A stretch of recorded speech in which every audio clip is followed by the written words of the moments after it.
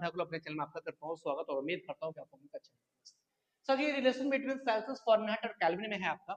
ये अगर आपके देखा जाए तो किसी भी एग्जाम के पॉइंट ऑफ व्यू से इंपॉर्टेंट है। इसके बाद क्लास जो आपका 9 और 10 होता है उसमें आपका तापमान या टेम्परेचर से रिलेटेड आपसे पूछा होता है, तो वो उसके लिए भी ये इंपॉर्टेंट है। यानी कि अगर अगर मैं बात करूंगा तो जो ग्रुप डी का एग्जाम भी लगा हुआ है उसमें भी आपके 9 और 10 साइंस आते हैं, तो साइंस उसके लिए भी ये काफी इंपॉर्टेंट है। देखो फॉर्मूला क्या होता है इसके रिलेशन की बात करेंगे तो होता है C by 5 equal to F minus 32 by 9 equal to K minus 273 और बटा में होता है ये आपका 5। क्या होता है ये 5 होता है। मतलब इसका जो रिलेशन होगा वो सी बटा में 5 equal to F minus 32 by 9 equal to K minus 273 बटा में 5। ये आपका रिलेशन होता है किसमें? Celsius Fahrenheit and kelvin. ये मुझे रिलेशन आपको याद रखना होगा, ध्यान रखना होगा। अच्छा कभी कभी आपसे पूछता है ना, या मैं जानता हूँ, मुझे पता है, साइंटिफिकली भी पता है या ऐसे लोगों को पता है, जो मनुष्य का तापमान होता है वो 37 डिग्री सेंटीग्रेड होता है। ठीक है, जो आपका मनुष्य का तापमान होता है वो आपका 37 डिग्री सेंटीग्रेड होता है।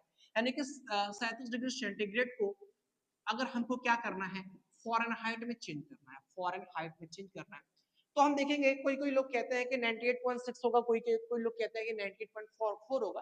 तो देखते हैं क्या होता है, आइए देखते हैं हमको क्या रिलेशन, इसको किसने फॉरेनहाइट में, सेल्सियस को किसने फॉरेनहाइट में बदलना है ना, तो फॉरेनहाइट के लिए हम कौन सा फॉर्मूला लगाएंगे, c अपन 5 इक्वल टू f माइनस का 32 और बाई लिखेंगे 9।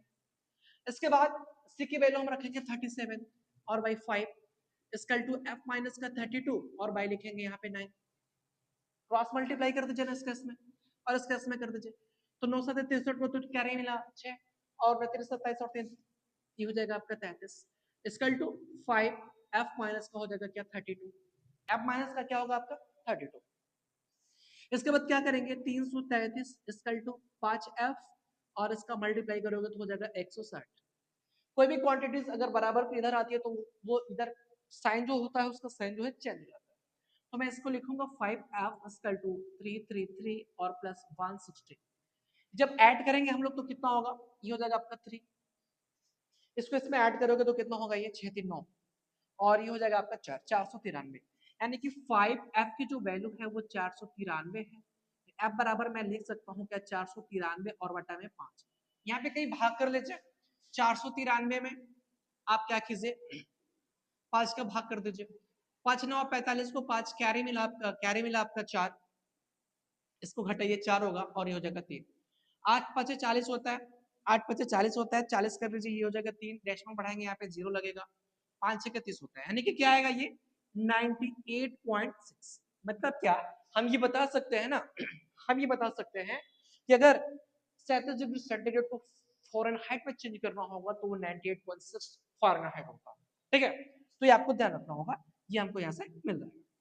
इसके बाद आगे देखेंगे क्या, अगर 37 डिग्री सेंटीग्रेड को केल्विन में बदलना है, केल्विन में बदलने के लिए क्या करते हैं, सेम यही वाला फॉर्मूला यूज करते हैं क्या, c बट्टा में 5 इक्वल टू क्या लिखेंगे k माइनस 273 और बट्टा में लिखेंगे 5। उसके बाद 5 से 5 आपका क्या हो जाएगा कैंसिल, इस कैंसिल इस उधर हो जाएगा। उसके बाद c की जगह पे हम रखेंगे 37 इक्वल टू k माइनस 273, इसको इधर लाते हैं तो k इक्वल टू हो जाएगा 37 और प्लस 273, ऐड कर दीजिए ना इसको, k इक्वल टू 7 3 10 0, 7 3 10 और 1 11 और 2 310 होगा, k बराबर हो जाएगा आपका 310। इसका मतलब ये हुआ ना कि जो 37 डिग्री सेंटीग्रेड को अगर हमको केल्विन 37 डिग्री सेंटीग्रेड को अगर हमको केल्विन में बदलना होगा तो 310 केल्विन होगा, और 37 डिग्री सेंटीग्रेड को अगर हमको फॉरेनहाइट में बदलना होगा तो 98.6% फॉरेनहाइट होगा।